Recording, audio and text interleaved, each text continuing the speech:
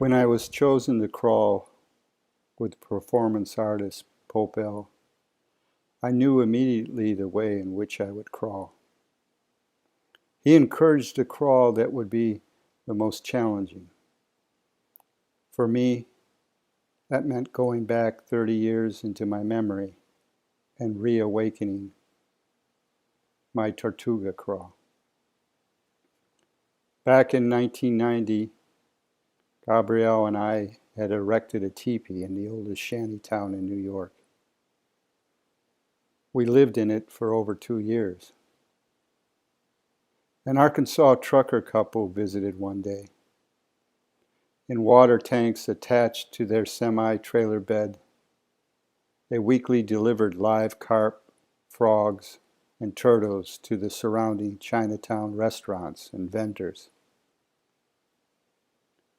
In our conversation, I had told them about the creation story of the Native American Lenape, how they believed their homeland was created when the Great Spirit placed the earth on the back of a giant turtle. I knew the stories, but only as a child does, unable yet to understand or practice the reverence for life that the sacred hoop and my friend would bestow. The trucker couple offered to bring a snapping turtle back from Arkansas. So by the time they returned the next week, I had already dug and built a fenced-in pond in the shantytown. Mr. Lee lived next to us in the hut he had built, so the turtle pond was midway between us. Although Mr. Lee spoke no English, only Chinese and a little Spanish, we would have simple but animated conversations every day about Tortuga. One continuing argument was, Tortuga belongs to the sun. No, no, no. Tortuga belongs to the moon.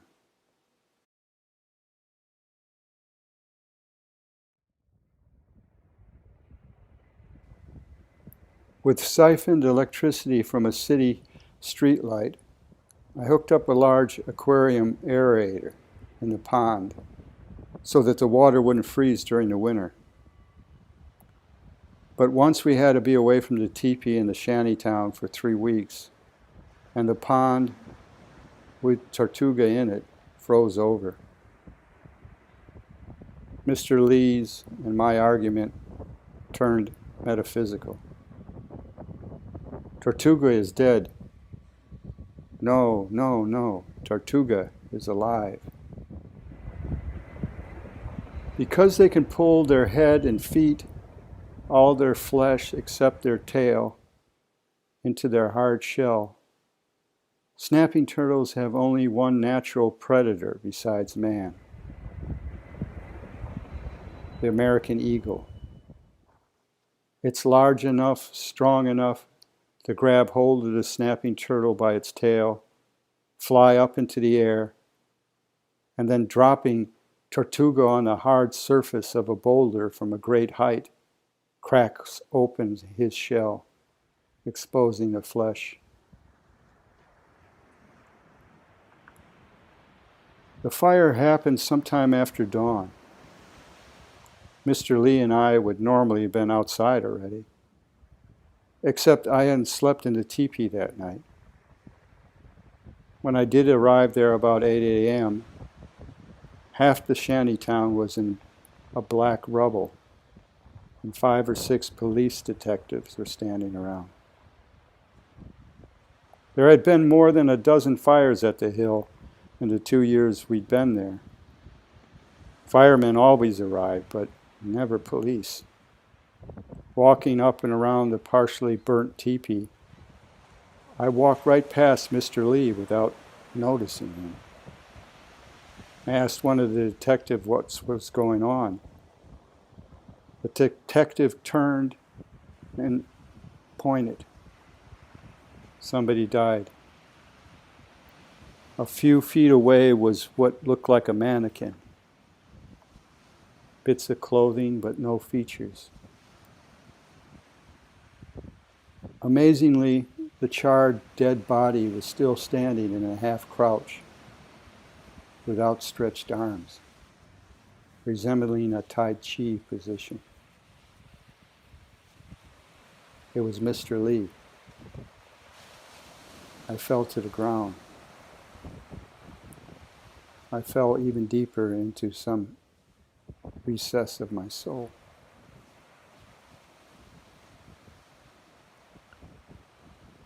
The pond ice melted in the days following Mr. Lee's death.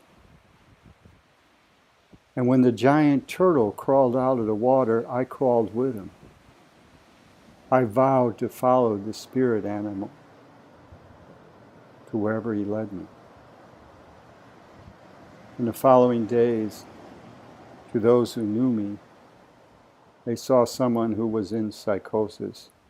But I knew then, as I know now, that my guilt and grief were demanding a necessary journey. Eventually, I was given the vision I sought, a path toward hope for redemption, a path I would follow the rest of my life. In the vision, I saw Eagle grab Tortuga's tail, attempting to pull his prey into the air. But Tortuga held fast to the earth. Time froze, and then earth and time were pulled backwards in the great struggle. I had carried Tortuga to Brooklyn's Prospect Park Pond to release him. He crawled into the water to swim away. And now, with the strength and truth of my vision, I also began my crawl, pulling the past forward into the future beyond. Mr. Lee had called his hut the House of United Nations. So I knew where I needed to go, but my journey to the United Nations building on 42nd Street would be difficult, especially because much of it would need to be a Tortuga crawl. Difficult physically to crawl the 4 miles, but also difficult because of the public scrutiny that the crawling would attract. Home stretch, home stretch.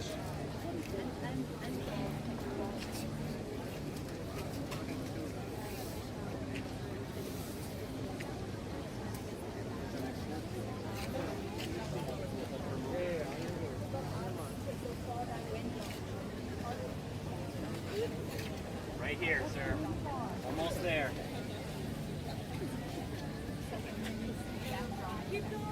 Almost there. You almost got it.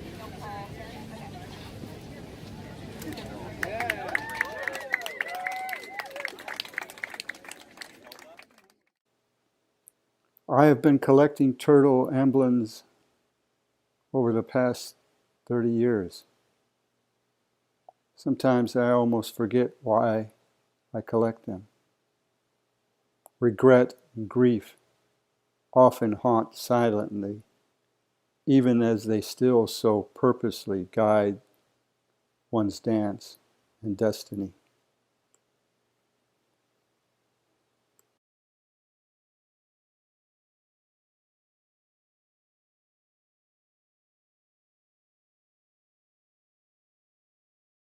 Streets blossom where you roam until timeless spring, now golden wings unfold.